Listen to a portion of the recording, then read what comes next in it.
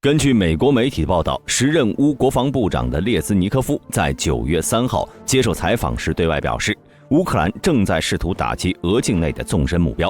为此正在研发射程高达2000公里的巡航导弹。好家伙，这下克里姆林宫要遭殃了。那么到底是怎么回事呢？接下来跟大兵一起来看一下。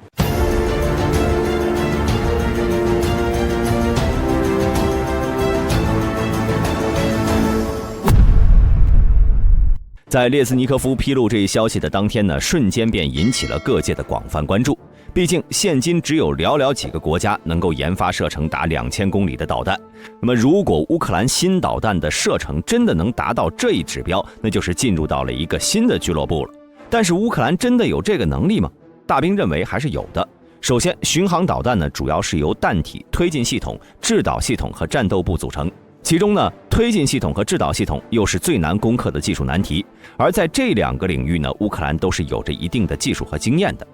要知道，在上世纪，作为前苏联的主要成员国之一，乌克兰的地位呢是仅仅次于俄罗斯的。因此，苏联在乌境内部署了大量导弹，同时还建有苏联火箭和导弹生产基地。最著名的南方设计局和南方机械联合体，苏联几乎有一半的导弹都是由这2个机构研制生产的，可见他们地位的重要性。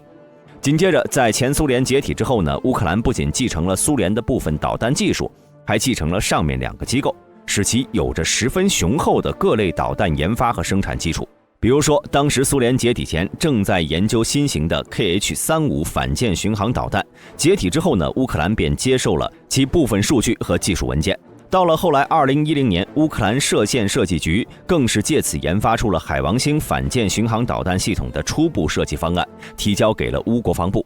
虽然由于当时种种原因并未被乌克兰国防部所采用，但之后经过一系列的修改后，还是得到了同意，并在2019年4月完成了海王星的工厂定型实验。当时的实验结果表明，该型导弹沿着预定轨迹飞行，成功打中了海上的指定目标，最终在2021年服役。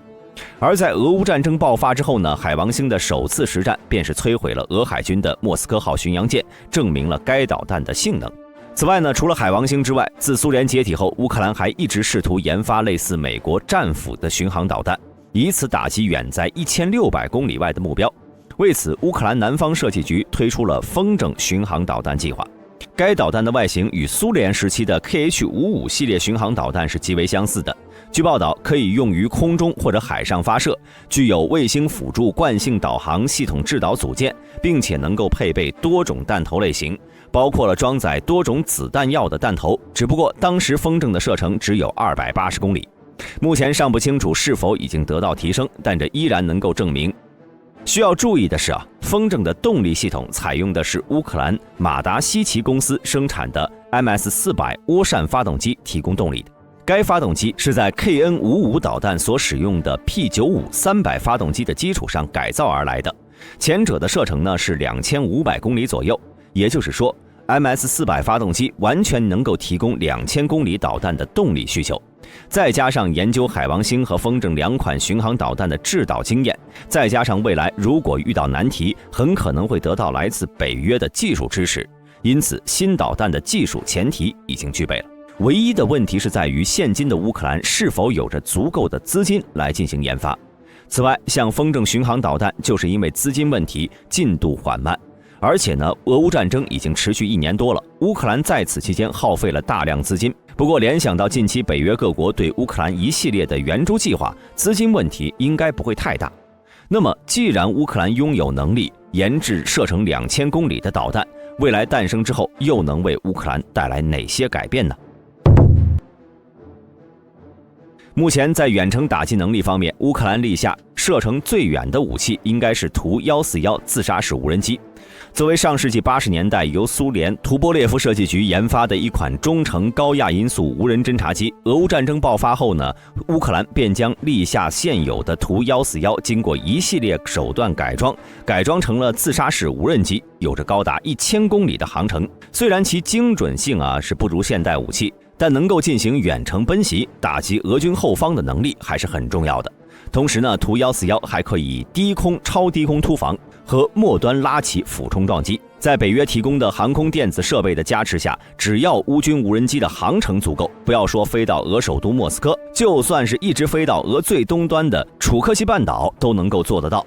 而在改装完成之后呢，在去年12月5号，乌军呢就曾发射了2架图141无人机，袭击了俄腹地的恩格斯加吉列沃战略空军轰炸机基地，并且取得了不错的战果，造成了俄军2架图95MS 和1架图22M3受损，另外有5人受伤。紧接着，在今年的2月份，乌军再次使用该无人机携带了100公斤的 OFAB-100-120杀伤航弹，袭击了莫斯科以南卢卡加市的一处军事设施。由此可见，改装后的图141呢，性能还是很不错的。而除了该无人机之外呢，乌军还有着射程达500公里的风暴阴影巡航导弹。目前已经用其取得了不俗的战果，比如说在今年6月30号，俄战区别尔江斯克发生了多起爆炸事件。事后呢，虽然俄方指派的地区总督弗拉基米尔·罗戈夫表示，这次乌军使用的风暴阴影巡航导弹都被当地的导弹防御系统给拦截了。期间呢，市区听到的一系列爆炸声只是防空工作的结果。但根据网上流传的视频显示，爆炸声过后，城市上空升起了滚滚浓烟。而且奥西彭科和诺瓦西利夫卡村也对外报告了发生爆炸。不仅如此，该市的媒体还报道称，距离机场几公里处发生的爆炸产生了地面强烈反冲，因此这次打击呢，应该是命中了某个地方，而不是俄方宣称的被全部拦截。紧接着，乌军总参谋部也向外证实，在别尔江斯克的郊区，乌军队打击了俄军的指挥中心和燃料库，效果显而易见。此外便是海王星、原点 U 等射程在数十到几百公里的导弹。只不过这些呢，依然不能满足乌克兰的需求。俗话说得好啊，最强的防守就是进攻，只有把俄罗斯打疼了，才能尽快结束这场战争。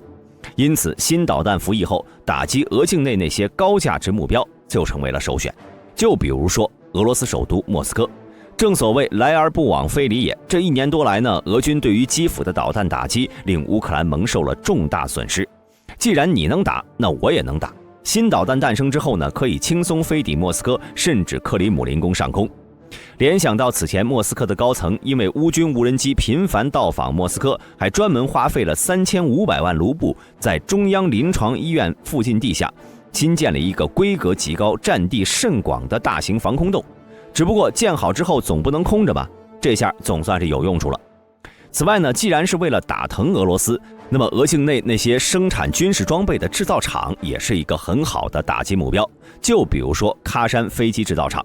该厂呢目前位于俄境内喀山市东北部，建立于1932年，为俄罗斯最大的航空制造企业之一。多年来共生产和改造了34种型号超过2万架的飞机，其中包括闻名世界的图16、图22M3以及图160战略轰炸机。目前工厂正在进行图214的生产和技术维修。最重要的是，从2015年4月，俄国防部长绍伊古还对外宣布，在该厂恢复对图160轰炸机的生产，并且负责图160和图22M3的大修和现代化升级改造工作。就比如最新升级的首架图160M2轰炸机就是在该厂下线的。不仅如此，在喀山市还存在着另一架直升机制造厂，前身是1940年在列宁格勒创建的387号列宁格勒航空工厂。截止到2020年7月，喀山直升机厂已经生产了超过 1.1 万架直升机，产品累计飞行时间超过5000万小时，这其中呢包括了米4、米8、米17等产品。未来在新导弹诞生后，如果射程真的能够达到2000公里，就算是在基辅发射，也能轻松跨越两地约1400公里的距离。将这2个制造厂打掉，会极大削弱俄罗斯轰炸机和直升机的生产能力，甚至断绝图160M2的制造。另外呢，俄境内的乌拉尔车辆厂也是很好的打击目标。该厂从上世纪30年代建成之后，发展至今已经是俄罗斯最大的坦克制造厂。目前是位于俄境内乌拉尔山区的夏塔吉尔市，距离乌边境大概是1800公里。基于该厂雄厚的技术基础、人力资源和先进的生产设备，使其能完成从生产铸造和冲压部件到组装和全面实验的所有生产过程。陆续研制出了许多坦克，比如上世纪40年代的 T-34、50-60年代的 T-54、55、70年代生产的 T-72，以及90年代推出的 T-90等等。最重要的是，现今俄罗斯最先进的 T-14阿玛塔也是该厂研制生产的。同时，该厂还研制并生产了一些战车，比如说 IMP-2MA 轻阵车、BREM-1装甲抢修车以及 MTU-72架桥车等等。可以说，乌拉尔车辆厂以一己之力撑起了俄军装甲车的半边天。未来如果能将其打掉，俄军呢就可能只能翻新老坦克了，而且效率会非常低。除此之外，还有一个可选目标，那就是俄飞地加里宁格勒。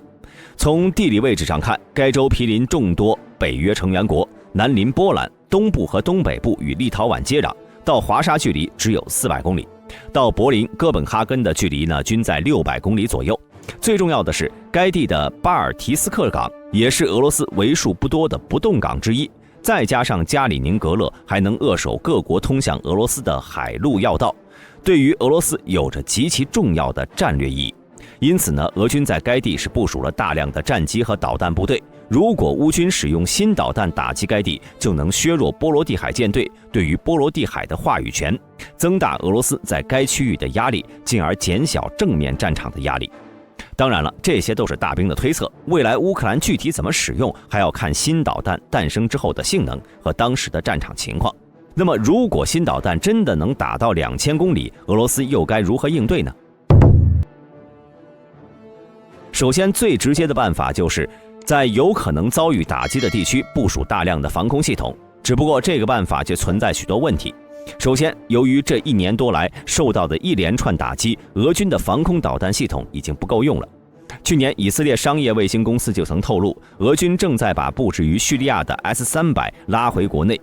此外呢，美国网站也报道，在去年8月20号，隶属于俄国防部的斯巴达2号货船已经到达了叙利亚的塔尔图斯，并在8月24号将一套 S-300防空导弹系统给装走了。之后通过博斯普鲁斯海峡进入黑海，然后在8月27号抵达了黑海沿岸的新罗西斯克。而此套 S-300返回俄罗斯以后呢，将会用于强化克里米亚地区或者刻赤海峡附近的防空能力。因此，面对乌军可能到来的打击，俄罗斯不可能是面面俱到。此外呢，就算真的有那么多防空系统，也不见得能防得住。